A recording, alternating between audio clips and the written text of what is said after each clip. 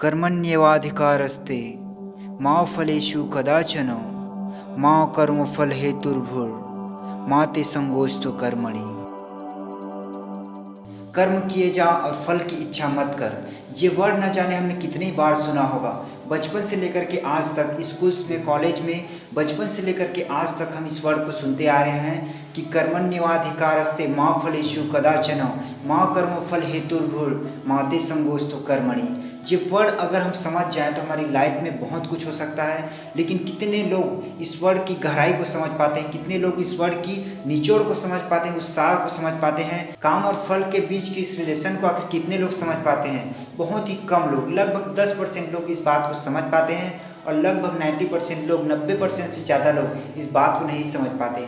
क्योंकि जो लोग इस बात को समझ जाते हैं वो अपने रिजल्ट पर ध्यान नहीं देते, बल्कि वो 100% अपने एफर्ट्स पर ध्यान देते हैं। क्योंकि efforts is equal to result, जैसा आपका एफर्ट होगा वैसा ही आपको रिजल्ट मिलेगा। तो आज हम इस बात की निचोड़ को समझने की कोशिश करेंगे कि कर्म किए जा और फल की इच्छा मत कर। तो इस बात को मैं कहानियों के माध्यम से समझाऊंगा, कि इस बात को कुछ एग्जाम्पल के थ्रू समझाऊंगा कि ऐसा क्यों होता है कि हमको कर्म पर ध्यान देना चाहिए और फल पर ध्यान नहीं देना चाहिए। तो बात करें अगर हम एफर्ट्स और रिजल्ट की, यानी कि कर्म और फल की, तो कर्म तभी होता है जब हमको कोई फल मिलने वाला होता है और फल तभी मिलेगा जब हम कोई कर्म करेंगे। कहने का मतलब ये है कि कोई भी काम तभी होता है जब उसके पीछे कोई ना कोई वजह होती है, उसको करने के लिए कोई ना कोई वजह होती है, तभी वो काम हो पाता है। जैसे कि मुझे पेन लेना है, जैसे कि मैंने पेन लिया तो इस पेन को मैं तभी लूँगा जब इससे कुछ लिखना होगा, ये लिखने की मेरे पास वजह होगी, तभी मैं ये पेन लूँगा और उससे कुछ लिखूँगा। उसी तरीके से अगर हम खाने की बात करें तो खाना हम तभी खाएंगे जब हमको भूख लगेगी, हम सोएंगे तभी जब हमको नींद लगेगी, हम किताबें तभी पढ़ेंगे, हम स्कूल तभी जाएंगे, हम पढ़ेंगे तभी जब हमको कुछ बनना होगा, जब हमें कुछ सीखना होगा, जब हमें कुछ अचीव करना होगा। कोई काम करने के लिए तभी तैयार होगा जब उसके बदले में उसको पैसे मिलेंगे, जब उसके बदले में उसको कुछ चीज़ें मिलेंगी, तभी तो वो काम करेगा। नहीं तो फिर काम करने या ना करने उसके पास कोई वजह ही नहीं है तो काम क्यों करेगा, एफर्ट्स क्यों लगाएगा जब उसको कोई रिजल्ट ही नहीं मिलने वाला। तो अब मैं आप सभी को एक एग्जांपल के थ्रू समझाता हूँ। मान ली जाए दो स्टूडेंट्स हैं जिसको ये बोला जा रहा है कि आपको स्कूल में आपको सर्टिफिकेट नहीं मिलेगा, आप पढ़ाई चाहे जितनी भी कर लो, आप जितने भी आगे तक पढ़ाई कर लो, लेकिन आपको सर्टिफिकेट नहीं मिलेगा। तो अब खेल यहाँ से शुरू होता है कि उनको एफर्ट्स लगाना चाहिए या फिर नहीं, क्योंकि उनको उनके टीचर ने, उनके प्रिंसिपल ने साफ साफ बोल दिया है कि आप चाहे जितनी भी पढ़ाई कर लो आपको रिजल्ट नहीं मिलने वाला है। तो यहाँ से लाइफ का खेल शुरू होता है, यहाँ से लॉ ऑफ नेचर काम करना शुरू करता है, यानी कि कुदरत का नियम, लॉ ऑफ कर्म यहीं से काम करना शुरू करता है। अब उन दोनों के पास चॉइस है पढ़ाई करे या फिर ना करे, क्योंकि उनको रिजल्ट मिलने वाला नहीं है। तो एक स्टूडेंट क्या करता है, ये सोचता है कि उनको पढ़ाई करने का मतलब ही क्या होगा जब मुझे रिजल्ट ही नहीं मिलेगा, इसीलिए वो पढ़ाई नहीं करता है। लेकिन दूसरा स्टूडेंट इस बात को समझता है कि अगर मैं एफर्ट्स लगाऊंगा तो मुझे कुछ ना कुछ जरूर मिलेगा, क्योंकि एफर्ट्स कभी भी झूठा नहीं होता, कभी भी हमारी मेहनत बेकार नहीं होती।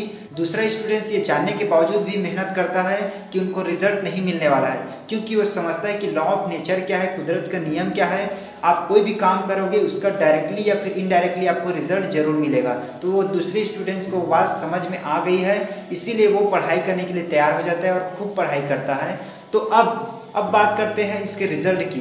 तो पहला स्टूडेंट जिसने कोई भी मेहनत नहीं किया ये सोच करके कि मुझे रिजल्ट नहीं मिलने वाला है, लेकिन दूसरे स्टूडेंट जिसने एफर्ट्स लगाया ये जानने के बावजूद भी कि मुझे रिजल्ट नहीं मिलने वाला है। तो अब बात करते हैं इसके ऊपर के लेवल की। अब यहाँ से डिसाइड होता है कि कौन कितना दूर तक जाने वाला है, कौन कितना आगे तक जाने वाला है, कौन कितना सक्सेसफुल होने वाला है। क्योंकि एक ने मेहनत लगाई और एक ने मेहनत नहीं लगाई। डायरेक्टली तो उन दोनों स्टूडेंट्स को रिजल्ट नहीं मिला क्योंकि उनको सर्टिफिकेट नहीं मिला, लेकिन इनडायरेक्टली देखा जाए तो पहले स्टूडेंट्स को कुछ भी नहीं मिलेगा क्योंकि उन्होंने कोई एफर्ट्स ही नहीं लगाया।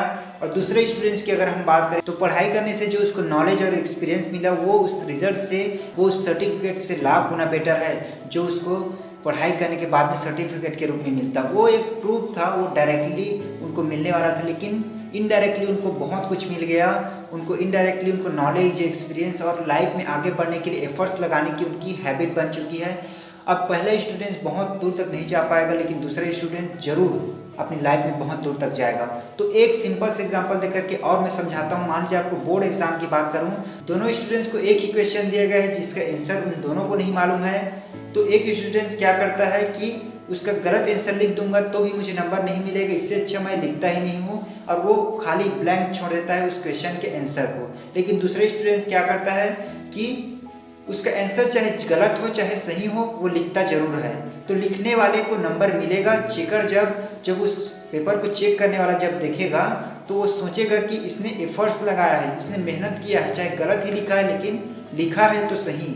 लेकिन दूसरे स्टूडेंट्स ने क्या किया है, जो पहला स्टूडेंट था उसने क्या किया है, उसने कुछ भी नहीं लिखा है। तो यही बात है जो पहला एग्जाम्पल दिया था वो भी और दूसरा एग्जाम्पल ये भी। तो आप एफर्ट्स लगाओगे तभी आपको रिजल्ट मिलेगा। तो इसीलिए हमारा ध्यान कर्म की ओर होना चाहिए, ना कि फल की ओर। फल कुछ नहीं मिलने वाला ये सोच करके हम कर्म ही ना करें, ये चीज़ गलत है। क्योंकि काम ही जिंदगी है। अगर हमको कुछ आगे बढ़ना है, अगर हमको कुछ करना है तो हमको काम करना बहुत जरूरी है। क्योंकि efforts is equal to result. कहने का मतलब ये है कि हम कर्म करेंगे तभी हमको फल मिलेगा और कर्म नहीं करेंगे तो हमको कुछ भी नहीं मिलेगा। इसीलिए हमें काम करना बहुत जरूरी है। तो यही है जो इस वर्ड का सार है कि कर्म किए जाओ और फल की इच्छा मत कर। क्योंकि हर कर्म का फल आपको डायरेक्टली या फिर इनडायरेक्टली जरूर मिलेगा। इसीलिए आप अपने कर्म पर ध्यान दीजिए, अपने एफर्ट्स पर ध्यान दीजिए। रिजल्ट आपको मिलेगा ही मिलेगा। जिस लेवल का, जिस टाइप का आप एफर्ट लगाओगे उस टाइप का, उस कैटेगरी का आपका रिजल्ट जरूर मिलेगा। Hope you like this video. अगर आपको ये वीडियो अच्छा लगा हो और आप इसी तरीके की वीडियोस और आगे भी देखना चाहते हैं तो कमेंट बॉक्स में ज़रूर बताइए और इस वीडियो को लाइक कीजिए और ज़्यादा से ज़्यादा शेयर कीजिए।